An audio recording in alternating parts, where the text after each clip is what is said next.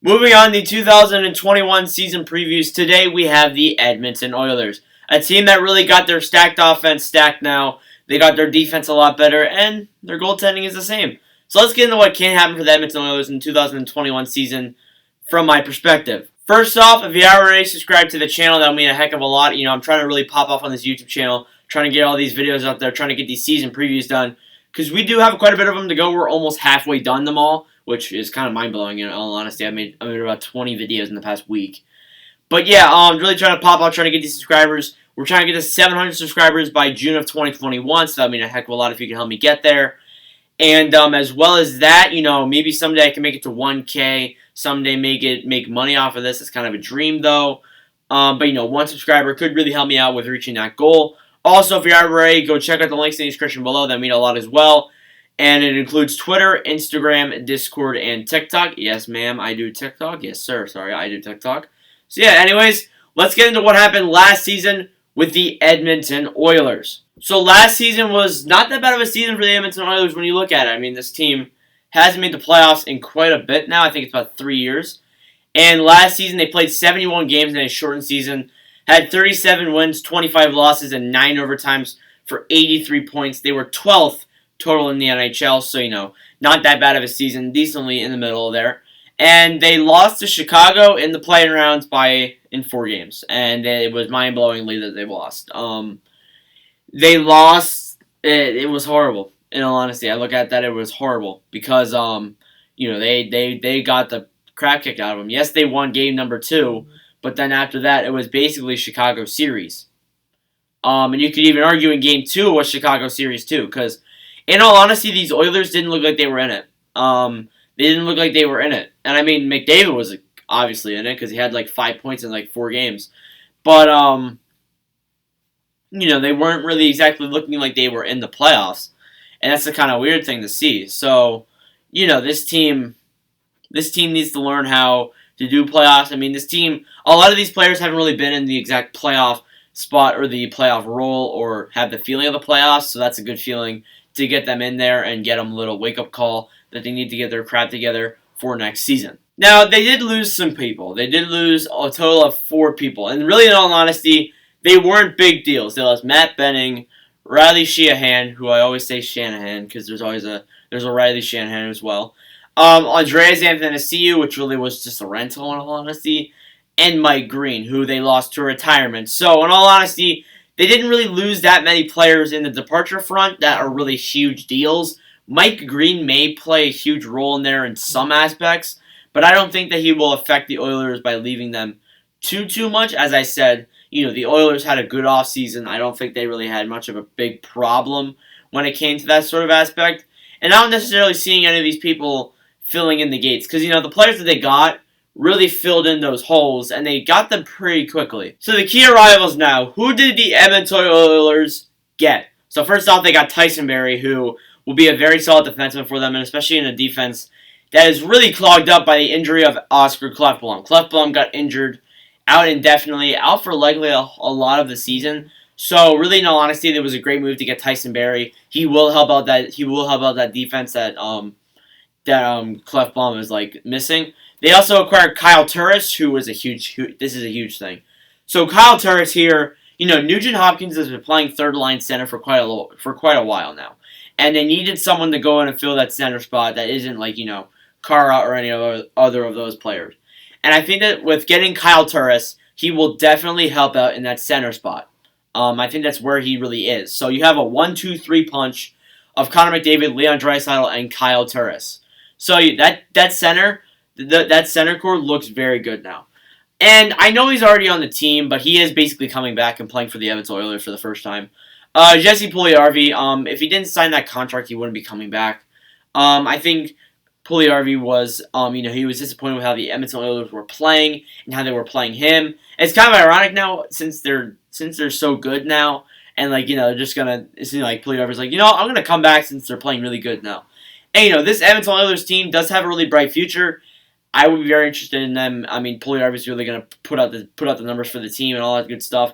They also got Dominic Cahoon, who will really help out on that wing spot. He's gonna really put up numbers as well. Another very underrated forward. And this team with those new acquisitions, it covers up the holes that the players that left because these players are really going to fill in those spots, and they're even bigger improvements than the guys that they lost as well. That being said, let's move on to the offensive projected lineup. Starting off here on the left wing side, you have Ryan Nugent-Hopkins, James Neal, Ennis, and Archibald, and then you have Benson as your fill-in player. On the center side of things, you have Connor McDavid, Leon Draisaitl, Kyle Turris, and Juju Kara, and then Mikoliad as your fill-in guy. And then on the right wing side, you have Kailer Yamamoto, Jesse Puljujarvi, Zach Kassian, and Alex Jason, and then you have Lavoie as your fill-in guy. This team looks deep. This team looks very deep when you look at them. So, Ryan Nugent-Hopkins, McDavid, and Yamamoto as your first line. I could see Puljujarvi even pushing up to first line spot as well. I could see that happening. And even if James Neal does pretty good right off the bat, I think James Neal could even push for first line. I'm not exactly sure on that front, though. But this team looks very good on that first line. Three very good offensive players. Yamamoto really proved us that he can be a solid NHLer last season, and we'll see if he can do that again. James Neal, Leon Draisaitl, and Jesse Puljujarvi. That depends if Puljujarvi moves up or Neal moves up, but I think that second line is still pretty good as well. Neal is very physical, and Puljujarvi can really put up the offense as well, and Draisaitl is Draisaitl. Tyler Ennis, Kyle Turris, and Zach Kassian. Kassian's really the offensive player. Kassian's really the physical player. Kyle Turris is really the goal scorer of that line, and then Tyler Ennis is there. Archibald, Kara, and Jason is your fourth line. Very solid fourth line of very good depth players and fill-in guys in your lineup as well. This team looks very stacked, very deep, and honestly, very good. They're looking like a cup contender, in my perspective. They look like a pretty good cup contender, if you're me, because they have their offense is stacked. Their defense isn't too bad. The only thing that's really worried is their goaltending, in all honesty. Now, moving on to the defensive projected lineups here, I have Oscar Klefblom in pink, so just ignore that there. Darnell Nurse, Jones, Roussel, and then you have Broberg as your fill-in guy. On the right D side, you have Ethan Bear, Tyson Barrie, Adam Larson, and Patrick Berglund.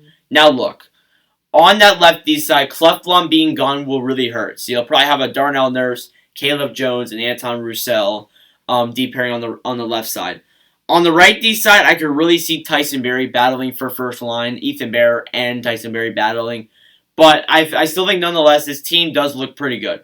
I think that on the defensive side of things, I think losing Oscar Klefblom will definitely hurt. But I think that this team still looks very good, has the numbers, has the amount of firepower on that defense to really defend it as well. And really the only worrying thing is the goaltending. But I think that Ethan Bear will bring back the amount of talent that he had last season. Tyson Barrie, although he did look disappointing in Toronto, I think he will do much better in Edmonton.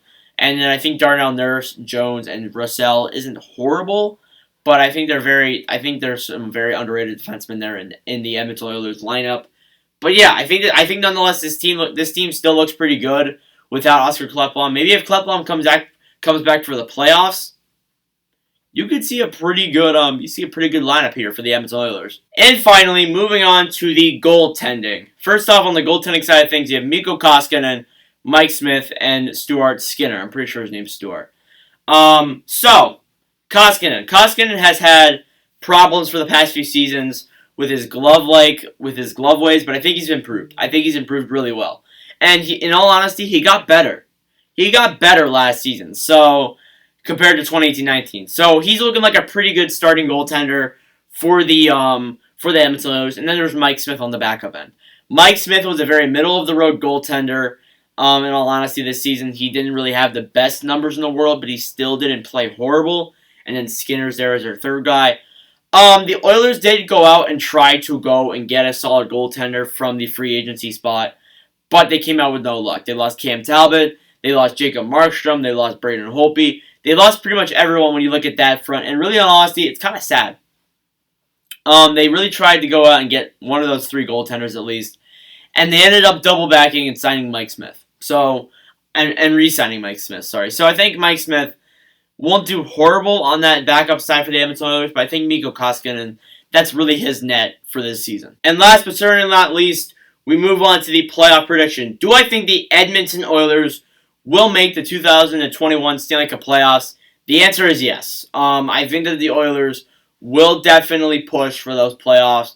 But really, in all honesty, it's a very big question because, as we mentioned in the video earlier today, we asked if the Canadian Division teams could make the, and we asked if 3 teams are going to miss the Canadian Division playoffs, and Edmonton could be one of them, and they could barely miss out. But in all honesty, I think the Oilers have enough firepower on the defense, have a good enough firepower on the offense, and if the goaltending can play pretty well, this team looks like a serious Stanley Cup contender. So let me know your thoughts in the comments below. Thank you all for watching. If you did enjoy, please go make sure to like, hit that subscribe button, as we're trying to get to 600 subscribers, 700 subscribers, not 600, by the end of June of 2021. Thank you all for the constant support, and I will see you guys in the Florida Panthers season preview.